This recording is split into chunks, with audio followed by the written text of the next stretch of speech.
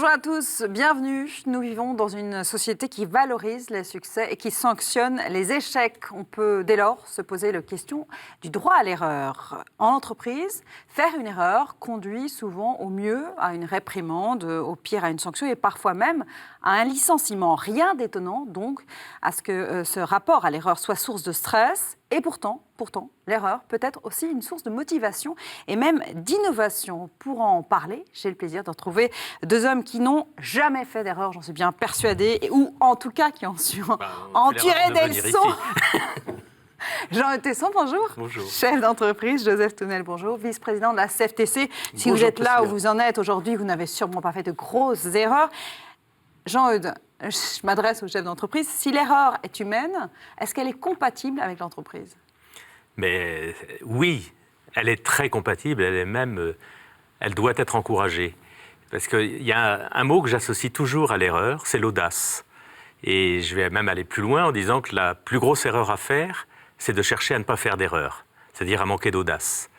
Et puis pour illustrer ça, j'ai trouvé deux citations qui m'ont bien plu en préparant cette émission.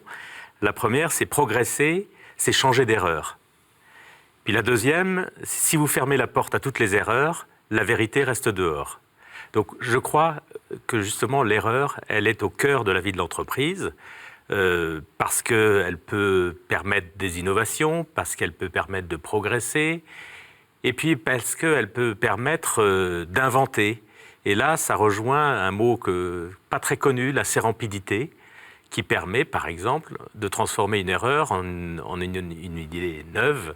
La tarte tatin, le post-it, les bêtises de Cambrai, par exemple. Donc c'est quelque chose de fertile, l'erreur. Enfin, il n'y a pas de fertilité, peut-être même sans erreur parfois. Il ne faut pas passer son temps à faire des erreurs. Il faut faire réussir plus de choses que d'en rater, sans doute. Mais l'erreur... Mais ça dépend ce qu'on en fait des erreurs. Si ça nous enferme sur nous-mêmes et on se dit « Oh là là, pauvre de moi, j'ai encore fait une bêtise », on n'avancera pas. Par contre, en se disant « Voilà, j'ai fait une erreur, qu'est-ce que je peux faire pour que ça ne se reproduise pas ?» C'est-à-dire pour passer à une autre erreur. Voilà, là, ça fait progresser. Joseph. Faire des erreurs, c'est être humain. Un être humain fait forcément des erreurs parce que nous sommes tous faillibles et tous faibles. Tous ceux qui nous racontent à longueur de journée que pas d'erreur, une rigueur, qui sont capables, d'ailleurs c'est les mêmes qui nous disent qu'ils sont capables de programmer la vie et la mort, tous ces gens-là sont très très dangereux. Reconnaître la faiblesse, c'est reconnaître l'humanité de chacun. Et puis, il y a des gens admirables comme ce vigneron en 1589 qui a fait une erreur en versant du mou de raisin dans un tonneau où il y avait de l'eau de vie et il a inventé le Pinot des Charentes. Merci à lui. Sérendipité. Alors, la seule chose, Jean-Eudes l'a dit, c'est que, d'abord, il y a des métiers où l'erreur est consubstantielle du métier. J'ai travaillé à la Bourse à une époque où c'était le marché à la criée. Eh bien, le marché à la criée, on sait que de toute façon, on va faire des erreurs quand il y a beaucoup d'ordres qui arrivent, dans le brouhaha, à un moment donné, tout le monde va se tromper. Le danger, c'est celui qui se trompe toujours. Là, c'est un mauvais professionnel. Et la Bourse, à un moment donné, a été rachetée par les compagnies d'assurance et les banques.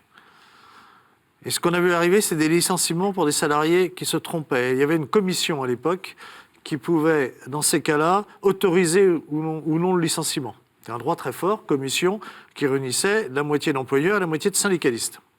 Et la première affaire qu'on a eue comme celle-là, c'était un gars, il s'était trompé, il avait vendu au lieu d'acheter, et ça avait fait perdre de l'argent à son entreprise, c'est vrai. Et là, du coup, les nouveaux arrivants, les représentants des banques, des compagnies d'assurance, c'est une erreur qui a coûté tant, donc licenciement. Et du côté patronal, il y en a un qui était le numéro 3 de Paribas, reconnu par ses pairs comme un très bon professionnel, qui là a levé la main et a dit « Écoutez, si on licencie ce garçon pour cette raison, eh bien moi, je n'aurais jamais fait ma carrière dans la profession parce que ça fait longtemps que j'aurais été licencié parce que cette erreur-là, je l'ai commise comme tous les professionnels la commettent. » Et donc c'est la répétition de l'erreur, c'est aussi cacher l'erreur. Ça, c'est pas bien. Je peux faire une erreur, la loyauté, dire que tout de suite, je dise, voilà, je me suis trompé, j'ai mal fait, et nous sommes dans la normalité. Moi, j'ai l'impression qu'en France, cette vision de l'erreur en entreprise est très très négative, ce qui n'est pas le cas dans le monde anglo-saxon notamment, et qu'en France, on assimile l'erreur à l'incompétence. Est-ce que je me trompe ? Ah bah oui, mais Oui, je me pas aux trompe États. ou oui, j'ai Non, raison. non, c'est exactement ça.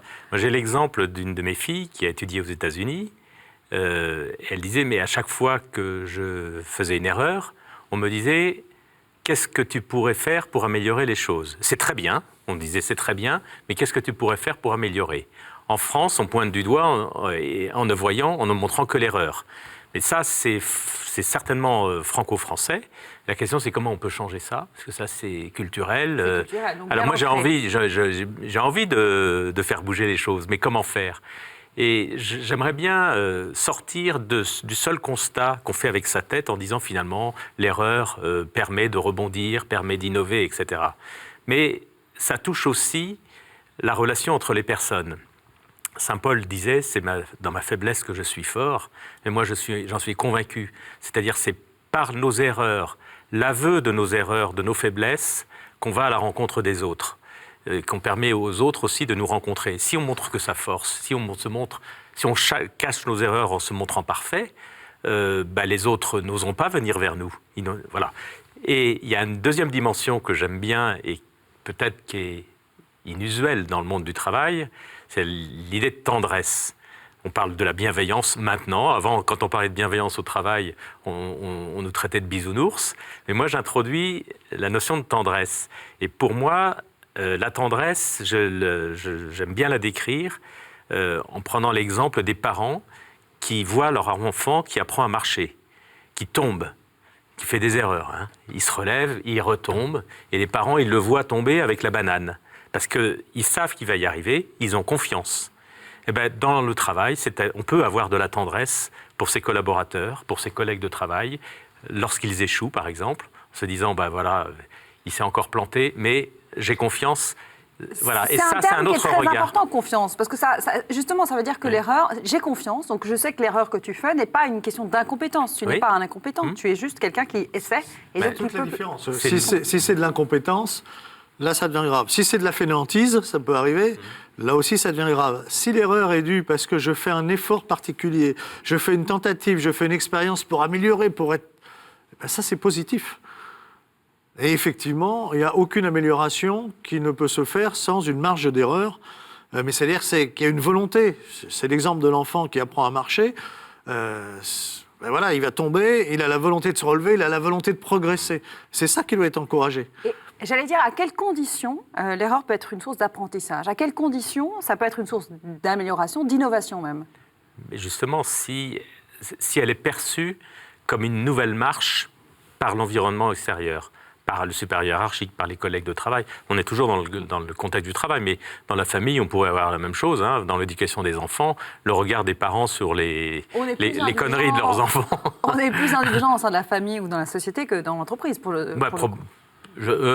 Sauf quand on a un regard assez paternaliste, comme vous disiez tout à l'heure, qu'on a la tendresse pour ses salariés, mais ça, c'est pas si fréquent que ça, quand même. Oui, mais moi, je revendique le droit d'avoir de la tendresse pour mes collaborateurs ou que mes collaborateurs aient de la tendresse pour leurs collègues de travail.